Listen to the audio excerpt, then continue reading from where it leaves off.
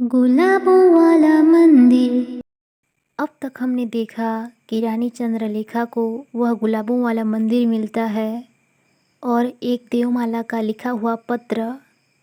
अब देखते हैं आगे। उस रात बारिश धीरे धीरे मंदिर की सीढ़ियों पर पड़ रही थी। भीतर तेल की बाती धीमे धीमे जल रही थी। मंदिर की दीवारें शीतल थीं, पर उस रात कुछ और तप रहा था। देवमाला भीगे बालों के साथ मंदिर के कोने में बैठी थी। उसके हाथ में वो चिट्ठी थी जो रानी चंद्रलेखा ने पिछली रात लिखी थी। मैं तुम्हें पूजा में नहीं मांगा, पर जब मांगा तो पूरा ब्रह्मांड तुम्हारे जैसा नजर आया। रानी चंद्रलेखा मंदिर में पहुंची। उसने देखा देवमाला कांप रही है। चिट्ठी हाथ में थामे धीरे धीरे कदम बढ़ाए और पहली बार देवमाला के पास जाकर बैठ गई। उसकी साड़ी का एक किनारा देवमाला की भीगी हथेलियों से छू गया। दोनों के बीच नजरें मिली, एकदम चुप्पी में। चंद्रलेखा ने धीरे से कहा, इतना डरती क्यों है मुझसे? मैं रानी जरूर हूँ, पर तेरा प्रेम हूँ।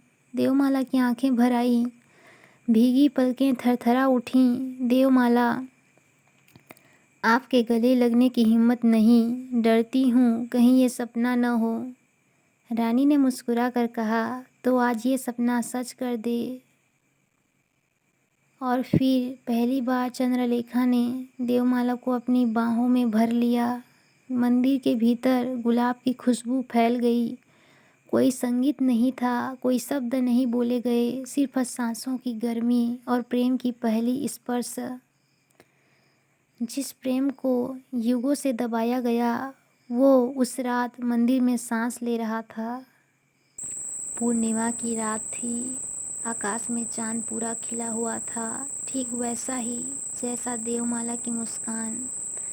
मंदिर की दीवारें चांदनी से भर चुकी थीं। गुलाबों की खुशबू इतनी गहरी थी मानो हर पंखुड़ी में प्रेम की सांसें हों। देवमाला और चंद्रलेखा एक ही चादर में, देवमाला रानी की गोद में सिर रखे चुपचाप उसकी आंखों को देख रही थी।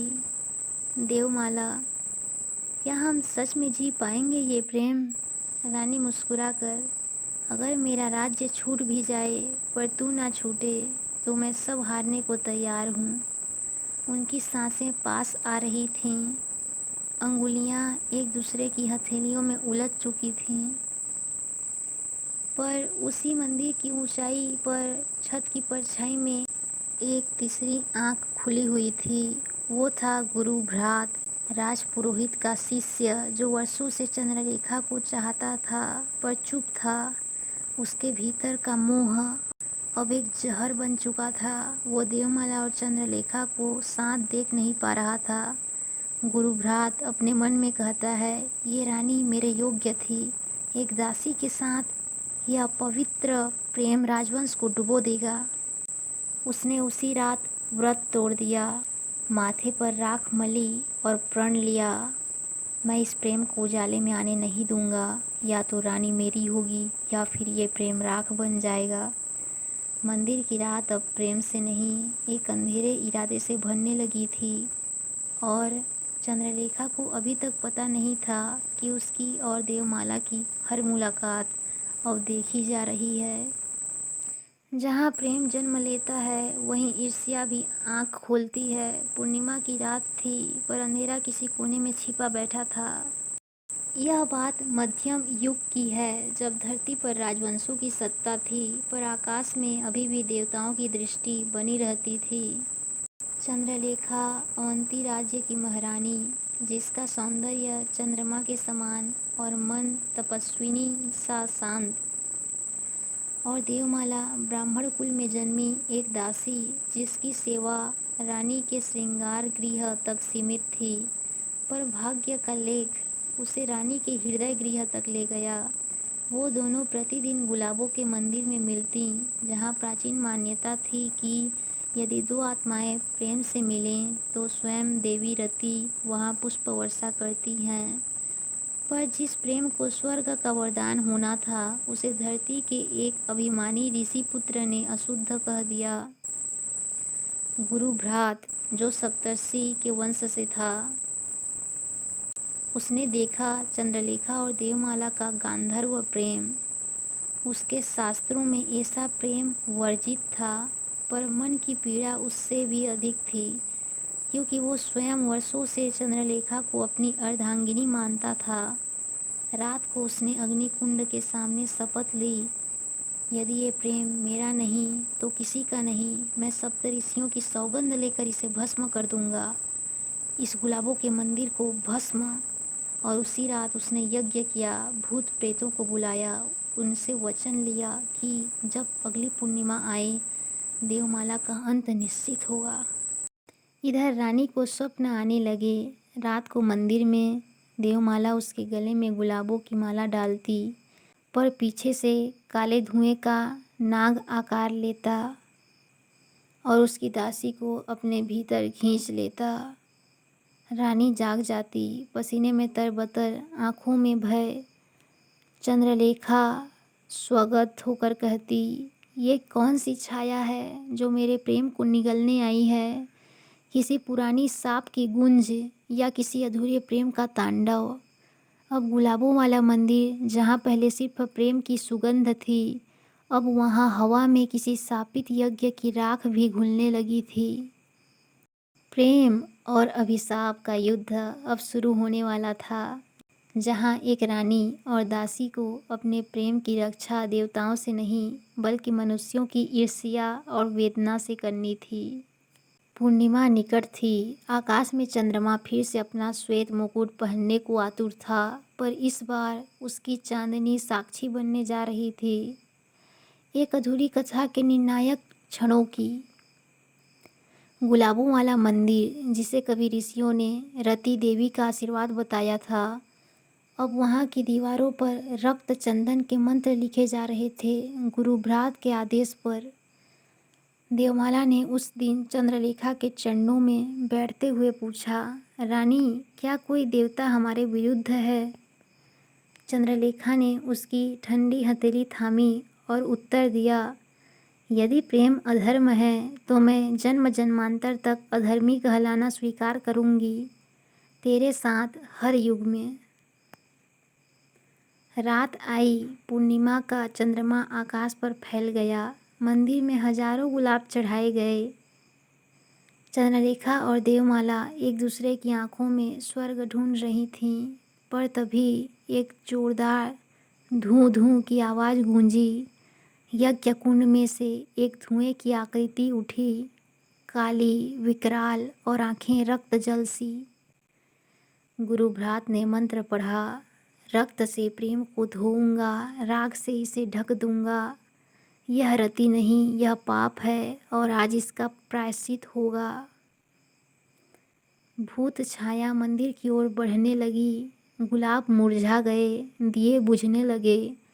देवमाला ने डर से आंखें बंद कर लीं, पर चंद्रलेखा आगे बढ़ी। माँ दुर्गा की प्रतिमा के सामने खड़ी होकर वो चिल्लाई, हे माँ, अगर मेरा प्रेम पवित्र है तो मुझे शक्ति दो कि मैं इसे बचा सकूं। प्रतिमा से प्रकाश फूटा। वह कोई साधारण मूर्ति नहीं थी, वो स्वयं शक्ति का प्रतीक बन गई और उसी तेज प्रकाश में चंद्रलेखा ने अपनी कलाई चीर दी और रक्त से देवमाला की मांग भर दी।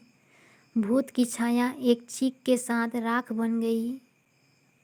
उस रात प्रेम ने यज्ञ को हरा दिया, रसशक्ति ने पौरुष को नहीं, अहंकार को पराजित किया।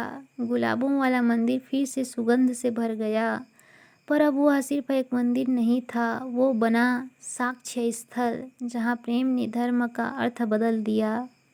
शांति, मंदिर की घंटियों की हल्की गूंज और रात का सन्नाटा था। रात का तीसरा प्रहर था।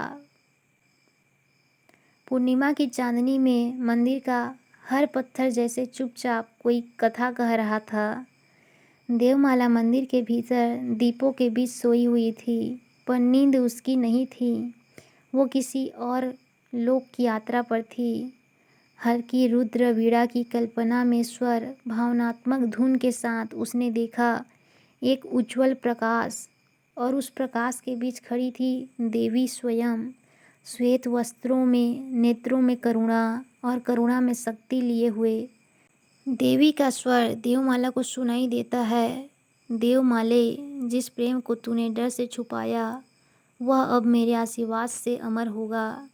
संसार तुझे कलंक कहेगा, पर तू जान तेरा प्रेम पवित्र है। चंद्रलेखा की बाहों में तेरा मन मेरी पूजा है।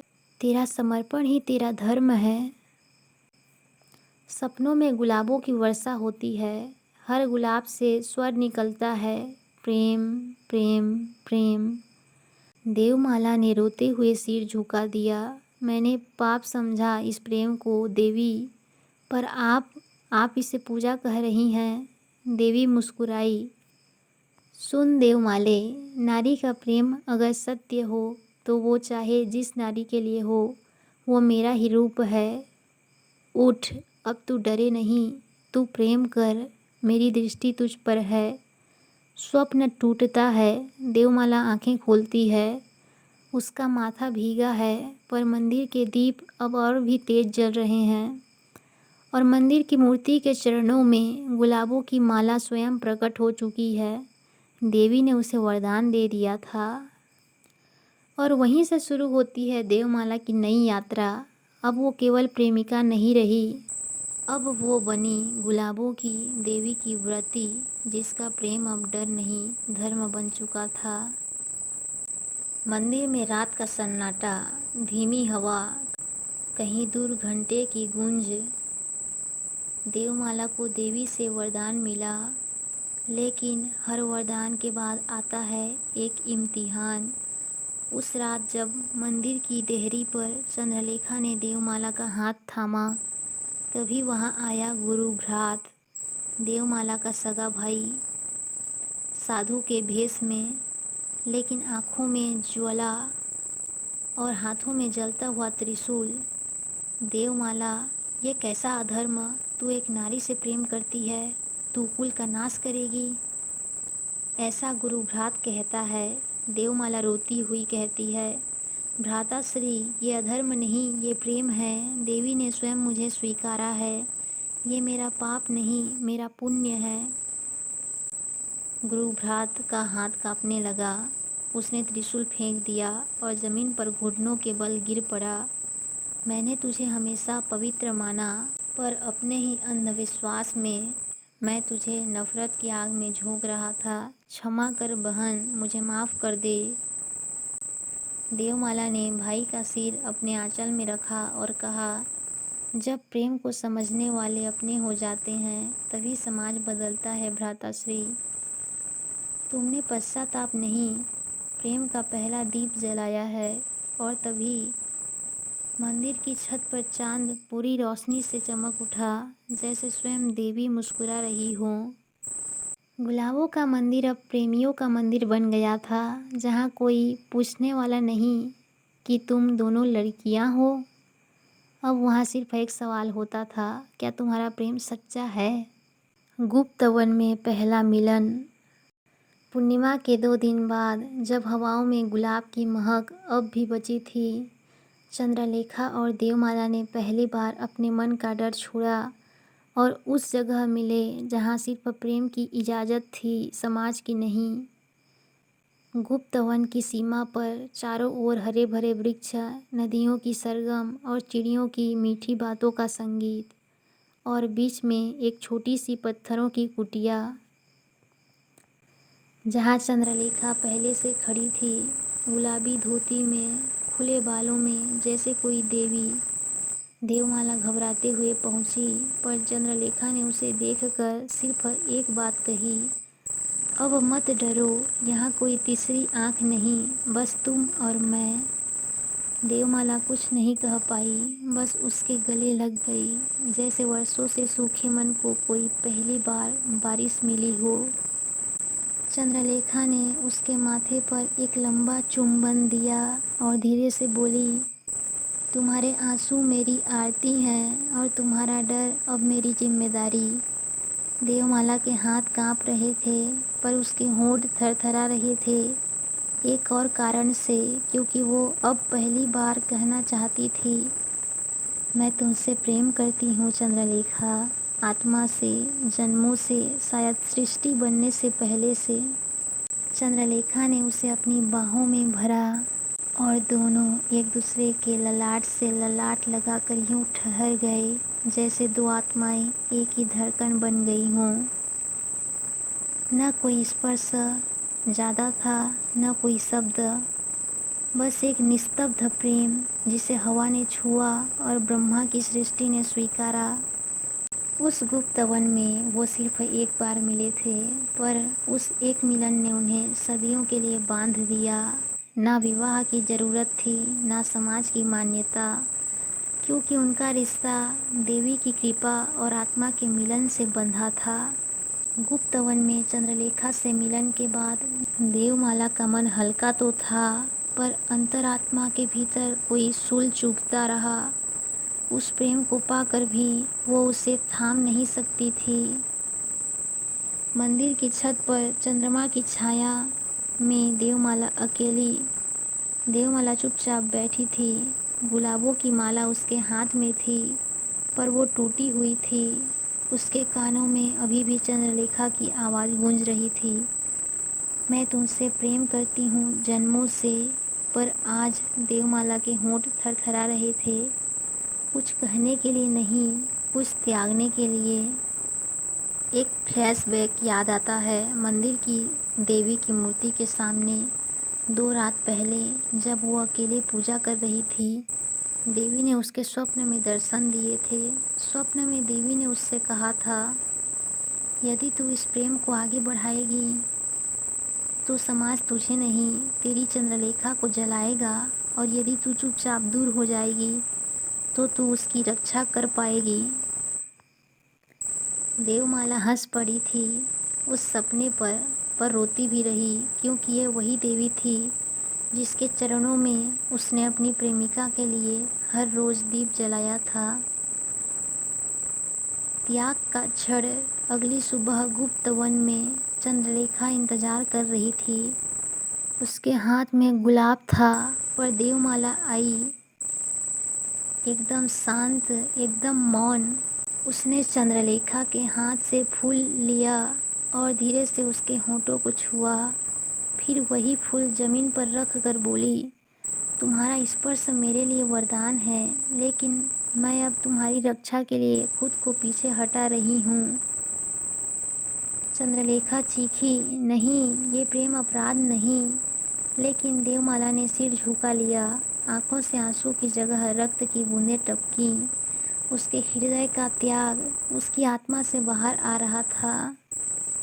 देवमाला चली गई, एक ऐसी तपस्विनी बनकर जिसका प्रेम अधूरा नहीं था, बस त्याग में पूर्ण हुआ था। गुलाबों का मंदिर आज भी उसकी कहानी सुनाता है। हर पूर्णिमा को जब हवा में उसकी खुशबू लौटती है, लोग कहते हैं देवमाला ने अपने प्रेम को छोड़ा नहीं, बस उसे अमर कर दिया।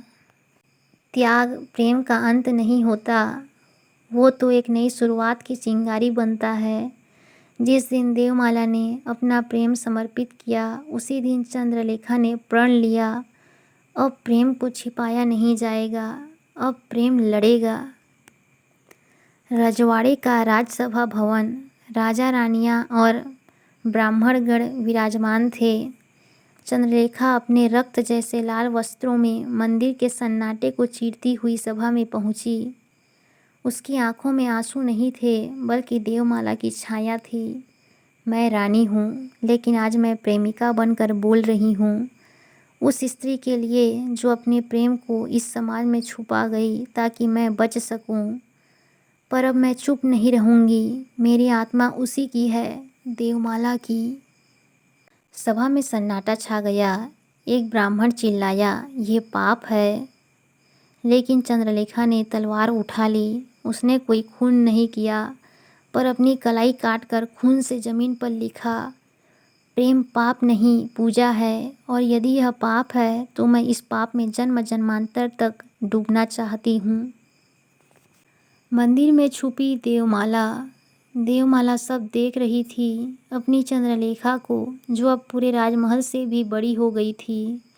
उसकी आंखों से बहती चुप्पी ने चिल्लाना चाहा, पर गला भर आया, अचानक मंदिर की देवी की मूर्ति से गुलाब गिरा। देवमाला समझ गई, अब त्याग नहीं, अब समय है मिलने का। देवमाला मंदिर से बाहर निकली। चंद्रलेखा भागती हुई उसके गले से लिपट गई। अब न समाज से डरूंगी, न स्वप्न से। तू चले तो मैं साथ चलूं, वरना तू जहाँ रुकेगी मैं वहीं समाधि लूं। देवमाला ने उसका चेहरा थाम लिया। हाथ कांप रहे थे पर दिल स्थिर था। अब हम गुलाबों का मंदिर छोड़ नहीं रहे, अब हम इसे जी रहे हैं। गुलाबों के मंदिर में अब हर पूर्णिमा को 2 स्त्रियां दिए जलाती हैं। एक का नाम देवमाला, दूसरी चंद्रलेखा। उनका प्रेम आज भी हवा में गूंजता है। न मंदिर ने उन्हें रोका, न देवी ने, क्योंकि जब प्रेम सच्चा होता है तो वो पूजनीय बन जाता है। जब प्रेम अपने उच्चतम रूप को छूता है तो वो केवल 2 आत्माओं का मिलन नहीं रहता, वो ब्रह्मांड को छूता है। और जब चंद्रलेखा ने देवमाला को छूना, शायद उस रात सितारों ने कुछ और ही रच डाला था। गुलाबों का मंदिर। पूर्णिमा की रात। मंदिर के आंगन में रात ठहरी हुई थी। देवमाला दिए जला रही थी और चंद्रलेखा एक कोने में बैठी थी, थकी हुई, चुप और डूबी हुई।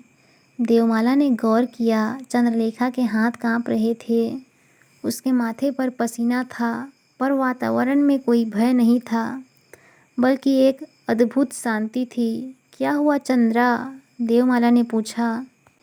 मुझे कुछ महसूस होता है, जैसे कोई मेरे भीतर धड़क रहा हो, पर ये भय नहीं है, ये प्रेम है। मेरा शरीर हल्का लगता है पर मन भारी। देवमाला सिहर गई। उसने चंद्रलेखा की हथेली को अपनी हथेली में लिया और उसकी आंखों में देखा। वहाँ कोई बीमारी नहीं थी, बल्कि एक प्रकाश था। देवी का सपना। उसी रात देवमाला को स्वप्न आया। मंदिर की देवी प्रकट हुई। उनके हाथ में गुलाबी कमल था। देवमाला, प्रेम की पूर्णता केवल मिलन में नहीं, सृष्टि में है। चंद्रलेखा के गर्भ में प्रेम का फल है।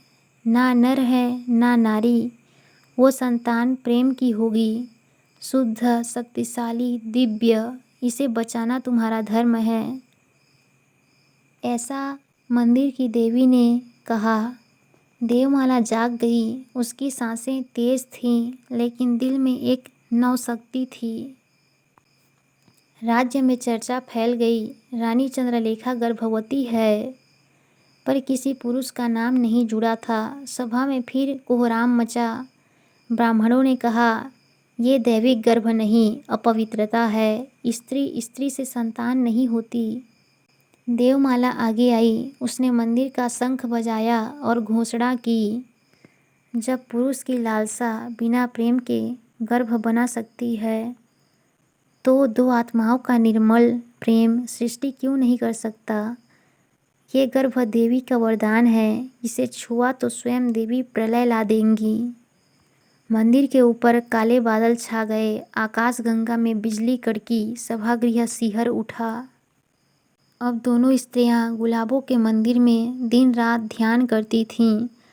चंद्रलेखा के गर्भ में धड़कन तेज होती जा रही थी। कोई साधारण शिशु नहीं था, वो प्रेम की संतान थी। न उसमें काम था न मोह, बस शुद्ध प्रकाश। देवमाला ने चंद्रलेखा के पेट पर हाथ रखा। एक दिव्य कंपन फैला। इस बच्चे की मैं माँ नहीं बन सकी, पर मैं इसे पालूंगी प्रेम की रक्षक बनकर। प्रेम जब संतान बन जाए तो वो समाज से नहीं डरता, वो समाज बदलता है। गुलाबों के मंदिर में अब नन्हे कदमों की आहट सुनाई देती है, क्योंकि प्रेम अब देह से ऊपर सृष्टि बन चुका है। पूर्णिमा की उस रात चंद्रमा कुछ ज़्यादा ही पास लग रहा था, जैसे उसे भी उस रहस्य का पता था जो चंद्रलेखा अपने भीतर छुपाए फिर रही थी। देवमाला उसे देख रही थी। उसकी आंखों में कोई सवाल नहीं था, बस भरोसा था। लेकिन चंद्रलेखा की आंखों में एक ऐसा भय जो प्रेम से जन्मा था। चंद्रलेखा धीमे स्वर में कहती है, अगर मेरी कोख में तुम्हारा प्रेम पल रहा हो तो क्या ये पाप होगा? देवमाला सधे हुए लेकिन कांपती आवाज़ में, नहीं रानी, ये वरदान होगा। देवी ने जो संतान प्रेम से दी है वो इस राज्य की सबसे बड़ी सत्यता होगी। थोड़ा सन्नाटा, फिर मंदिर की घंटियों की आवाज़ दूर से आती है। लेकिन महल में हलचल थी। गुरु भ्रात को देवमाला की पूजा में मिले स्वप्न की खबर मिल चुकी थी और अब उसे लगने लगा था कि वो प्रेम जो उसने कभी अपवित्र समझा था, शायद वही पवित्रता की अंतिम परिभाषा था। गुरु भ्रात मन में सोचता है, कहीं मैं ही तो अधर्म का मार्ग न पकड़ बैठा हूँ। गुप्त वन के एक झरने के पास, जहाँ चंद्रलेखा और देवमाला पहली बार खुले आकाश के नीचे लेटी थीं, वहाँ आज फिर वही दो आत्माएं थीं, पर इस बार चंद्रलेखा की हथेली देवमाला के हाथ में नहीं बल्कि उसके पेट पर थी। क्या प्रेम अब जन्म लेगा या क्या ये प्रेम फिर एक बार बलिदान मांगेगा? वातावरण में हल्की हवा और मंदिर की घंटियों की आवाज़ गूंज रही थी। देवमाला अब बदल चुकी थी। वो सिर्फ एक साधिका नहीं रही, वो अब चंद्रलेखा के गर्भ की रक्षक थी। पर जिस प्रेम की शुरुआत गुलाबों की खुशबू में हुई थी, अब उस पर बादलों की परछाइयाँ छाने लगी थीं। उस रात जब पूरा महल सो रहा था, देवमाला मंदिर के गर्भगृह में बैठी देवी की मूर्ति से प्रार्थना कर रही थी। पर तभी शिखर से एक गुलाबी रोशनी नीचे उतरी। देवी ने पहली बार उससे सीधे संवाद किया। देवमाला, तेरा प्रेम अग्नि से गुजरेगा। तू जिसे जीवन कह रही है वो मृत्यु की देहरी है और तेरी संतति एक नई परंपरा का आरंभ।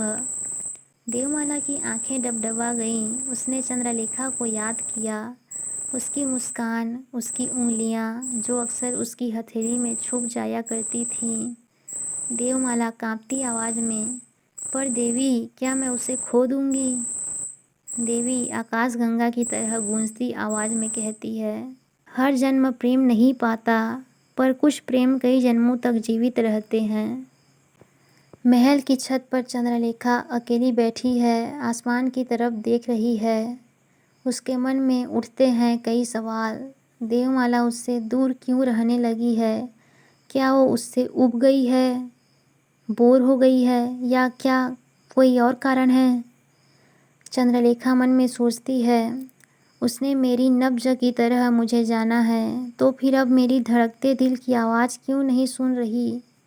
एक तरफ देवमाला देवी की आज्ञा का पालन कर रही थी और दूसरी तरफ चंद्रलेखा खुद को अकेलेपन के गर्भ में महसूस कर रही थी।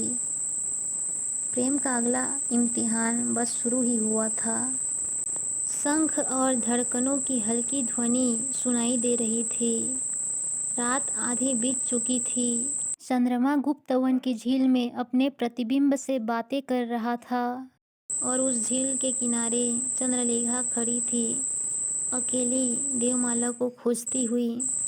देवमाला ने उससे मिलना बंद कर दिया था। न पत्र, न संदेश, न वो मंदिर में आने की आहट। जैसे कोई पहाड़ी नदी अचानक सूख गई हो। झील के किनारे चंद्रलेखा की आवाज़ टूटती और धीमी, अगर ये प्रेम था तो इसमें इतनी दूरी क्यों? और अगर ये त्याग था तो मुझे बताकर क्यों नहीं गया? मंदिर का गुप्त कक्ष।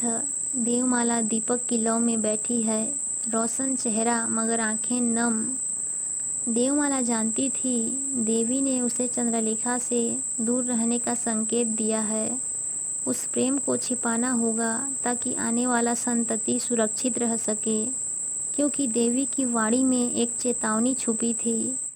देवी का स्वप्न से आता संवाद, जिसे तू जन्म देगी वो इस युग का नायक होगा, पर अगर प्रेम को उजागर किया तो राक्षसी शक्तियाँ उसका अंत कर देंगी। देवमाला ने प्रेम की अग्नि में स्वयं को झोंक दिया ताकि चंद्रलेखा बचे रह सके। पर क्या चंद्रलेखा इस चुप्पी को धोखा मानेगी? क्या वो समझेगी कि त्याग भी प्रेम का रूप है? अग्नि कुंड के पास दोनों आमने सामने होती हैं। चंद्रलेखा को आखिरकार सच्चाई का आभास हो गया। वो गुप्त मंदिर तक पहुंच गई, जहां देवमाला अग्नि के समक्ष अंतिम प्रण ले रही थी। चंद्रलेखा गुस्से और आंसुओं से भरी आवाज़ में कहती है, तुम्हें क्या लगता है प्रेम छिपा लोगी तो मेरा हक भी मिटा दोगी? देवमाला धीमे स्वर में आंखों में आंसू लिए हुए, मैं तुझसे दूर गई ताकि तुझ तक पहुंचा जा सके। चंद्रलेखा कांपती आवाज़ में, तो अब क्या मेरा प्रेम अग्नि में कूदेगा? देवमाला, नहीं, तेरा प्रेम अग्नि से निकलेगा, जैसे चांदनी राख से भी उजली निकलती है। दोनों ने अग्नि की 3 परिक्रमा की। ना विवाह था, ना रस्में, पर जो वादा हुआ वो युगों तक गूंजेगा। उस रात मंदिर की पीछे की पहाड़ी पर न कोई दीपक था, न देवी की मूर्ति। बस 2 औरतें थीं, एक प्रेम में डूबी, दूसरी समर्पण में गुम। देवमाला के वस्त्र भीगे हुए थे, ना पानी से, ना पसीने से, बल्कि उन एहसासों से जो बरसों से रुके थे। और चंद्रलेखा अब कोई साध्वी नहीं, बल्कि एक प्रेमिका बन चुकी थी। देवमाला ने धीरे से चंद्रलेखा का हाथ पकड़ा। वो हाथ जो हर बार मंदिर में पूजन के लिए उठते थे, अब कांप रहे थे, क्योंकि इस बार स्पर्श पूजन नहीं था, प्रेम था। चंद्रलेखा, तू देवी बन गई थी, पर आज क्या मुझे बस तू चाहिए वैसे ही? देवमाला कांपती हुई, आज मैं कोई देवी नहीं, बस तेरी देह में समाने आई एक औरत हूँ। देवमाला ने उसका चेहरा अपने दोनों हथेलियों में लिया और धीरे से माथे पर होंठ रख दिए, इतने धीरे कि वो स्पर्श नहीं कसक था। फिर होंठ उसकी गर्दन की ओर बढ़े। चंद्रलेखा ने आंखें बंद कर लीं।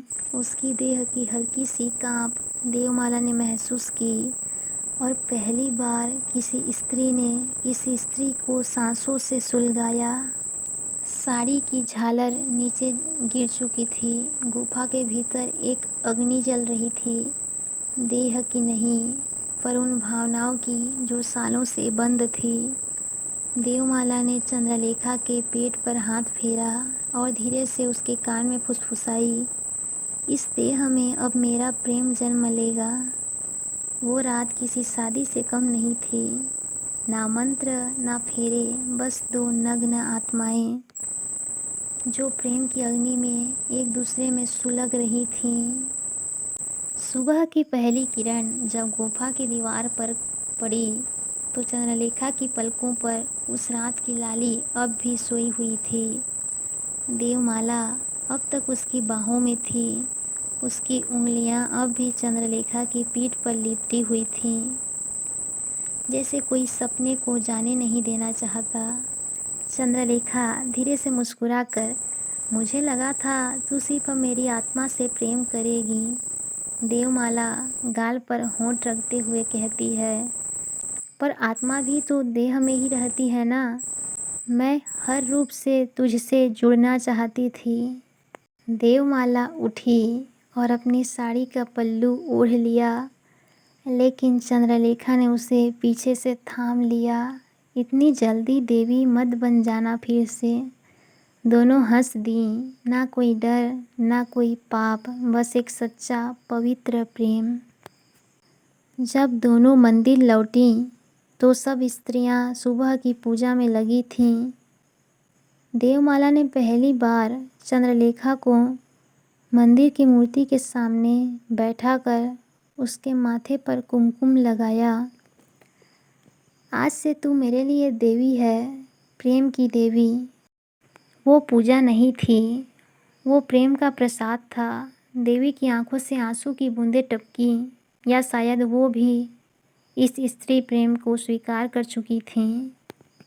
उस मंदिर में पूजा के बाद शाही दरबार में भीड़ लगी थी। महारानी चंद्रलेखा सिंहासन पर बैठी थीं, पर उनकी आंखें हर आवाज़ में देवमाला को खोज रही थीं। आज पहली बार देवमाला 3 दिनों से राजमहल नहीं आई थी। क्या वो क्रोधित है या उसने मेरा प्रेम ही छोड़ दिया? इधर देवमाला, जो रात्रि में जंगल के पास मंदिर में एकांत साधना में लीन थी, अपने मन की लड़ाई से जूझ रही थी। देवमाला की अंतर्वेदना, महारानी का प्रेम मुझे स्वर्ग की तरह लगा, पर क्या ये मेरा धर्म है? मैं एक दासी हूँ, उनका स्पर्श मेरा सौभाग्य था, पर अब वही स्पर्श मुझे साफ सा क्यों लगने लगा है? रात को पूर्णिमा थी। चंद्रमा की शीतल किरणें महल की छत पर बिछी थीं। महारानी ने अकेले में रोते हुए चुपचाप देवमाला का गुलाब सुगंधित आंचल अपने चेहरे से लगा लिया। क्यों छोड़ा तुमने मुझे? एक बार, बस एक बार और कह दो कि वो रात हमारा सपना नहीं था। इधर देवमाला मंदिर की सीढ़ियों पर बैठी रुद्राक्ष की माला घुमा रही थी। अचानक उसके स्वप्न में देवी प्रकट होती है और कहती हैं, जिस प्रेम में त्याग है वही सच्चा प्रेम है। यदि वह भी तड़प रही है तो यह अग्नि परीक्षा उसकी भी है। देवमाला जाग जाती है। वो दौड़ती है, बाल खुले, पाँव नंगे, आंसू बहते। उधर चंद्रलेखा अपने महल की छत पर खड़ी हैं। आकाश में पूर्णिमा को देखकर चुपचाप कहती हैं, मैं अब और नहीं सह सकती। देवमाला, या तो आ जाओ या मैं खुद चलकर उस मंदिर में चली आऊँगी। और जैसे ही चंद्रलेखा पीछे मुड़ती है, देवमाला खड़ी होती है, कांपती हुई, और कहती है, रानी, मैं वापस आ गई हूँ। रानी चंद्रलेखा देवमाला को अपने गले से लगा लेती है। दोपहर की धूप महल के पुष्परिणी तालाब पर झिलमिला रहे थे। कमल के फूलों की खुशबू हवा में घुली थी। महारानी चंद्रलेखा ने अपने सेवकों को बाहर भेज दिया था। देवमाला, उनकी आवाज़ धीमी पर बुलावे से भरी थी। देवमाला आई, सिर झुकाए। आपने बुलाया रानी? चंद्रलेखा ने धीरे धीरे अपने सोने की चादर उतारी और देवमाला की तरफ देखा। आज तुम मेरी मालिश करोगी जैसे पहले करती थीं, बस तुम और मैं। देवमाला चौंक गई, उसके हाथ कांपने लगे, पर रानी का चेहरा शांत था, जैसे सब कुछ तय कर रखा हो। जब चंद्रलेखा ने अपनी शाही कंचुकी मतलब कंधे का वस्त्र धीरे धीरे खोलना शुरू किया, देवमाला ने आगे बढ़कर उनका हाथ पकड़ लिया। रानी, ऐसा मत कीजिए, मैं अब यह नहीं कर सकती। चंद्रलेखा ने गंभीर स्वर में कहा, तुम्हें क्या अब मेरा शरीर अपवित्र लगता है? देवमाला की आंखें भर आईं। नहीं रानी, आपका शरीर नहीं, मेरा मन अब कमज़ोर हो गया है। मैं आपसे बहुत प्रेम करती हूँ, इसलिए ये सब नहीं कर सकती। वो मुड़कर बाहर जाने लगी। चंद्रलेखा की आंखों में क्रोध और तड़प एक साथ उमड़ पड़ी। रुको देवमाला, अगर तुम गई तो मैं इन अधखुले वस्त्रों में महल से बाहर निकल जाऊंगी, सबके सामने, एक नग्न रानी बनकर। देवमाला कांप गई, उसके पांव जैसे जड़ हो गए। रानी के शब्दों में प्रेम कम, तड़प ज़्यादा थी। देवमाला धीरे से पीछे मुड़ी। क्या आप वाकई इतना कुछ त्याग सकती हैं रानी? चंद्रलेखा की आंखें छलक पड़ी। मैं खुद को त्याग चुकी हूँ, बस तुम्हें त्याग नहीं सकती देवमाला। देवमाला वापस लौटती है। चंद्रलेखा अब और खुद को रोक नहीं पाती। महल के तलघर में जहाँ दिए की मध्यम रोशनी दीवारों पर परछाई बना रही थी, देवमाला फिर लौटी, धीरे धीरे कांपते कदमों से। चंद्रलेखा अब भी वहीं खड़ी थी, आधे खुले वस्त्रों में, माथे पर गीले बाल लहराते हुए, आंखों में केवल एक प्रश्न, क्या तुम लौटोगी? देवमाला ने उसका चेहरा थाम लिया। आपने मुझे बांध लिया है, शब्दों से नहीं, अपनी असहायता से। चंद्रलेखा की सांसें भारी होने लगीं। मैं अब और सहन नहीं कर सकती देवमाला, मुझे छुओ या फिर मुझे छोड़ दो इस अग्नि में जलने के लिए। देवमाला उसके और पास आई, धीरे से उसका आंचल कंधे तक खिसका, लेकिन वो रुकी। मैं आपको वस्त्रों से नहीं ढकूंगी आज, मैं आपको अपने प्रेम से ढकूंगी। चंद्रलेखा की आंखें नम थीं, पर वो मुस्कुराई। तब मुझे उस प्रेम की भाषा सिखाओ जो सिर्फ तुम्हारी हो। देवमाला ने दोनों हथेलियों से रानी का चेहरा थाम लिया, अपनी नर्म उंगलियों से उसकी भीगी पलकों को सहलाया। रानी ने धीरे से होंठ आगे बढ़ाए, पर ठीक चुंबन से पहले देवमाला ने उसके होंठों पर अपनी उंगली रख दी। नहीं रानी, अभी नहीं, यह चुंबन तब होगा जब हम शरीर से नहीं, आत्मा से नग्न होंगे। चंद्रलेखा कांप उठी, उसके पूरे शरीर में जैसे बिजली दौड़ गई हो। तो फिर छू लो मुझे वहाँ जहाँ शब्द नहीं पहुँचते। देवमाला ने उसे अपनी बाहों में भर लिया, सिर उसकी छाती पर रख कर धीमे से फुसफुसाई। मैं यहाँ हूँ और हमेशा रहूँगी तुम्हारी परछाई बनकर। दोनों स्त्रियाँ, दोनों आत्माएं एक दूसरे में धीरे धीरे विलीन होने लगीं। कक्ष में बस एक सन्नाटा था और दो दिलों की धड़कनें। आगे देखेंगे उनका अंतर्मिलन और वो गर्भावस्था जिसमें चंद्रलेखा थी, क्या वह बच्चा जन्म लेगा?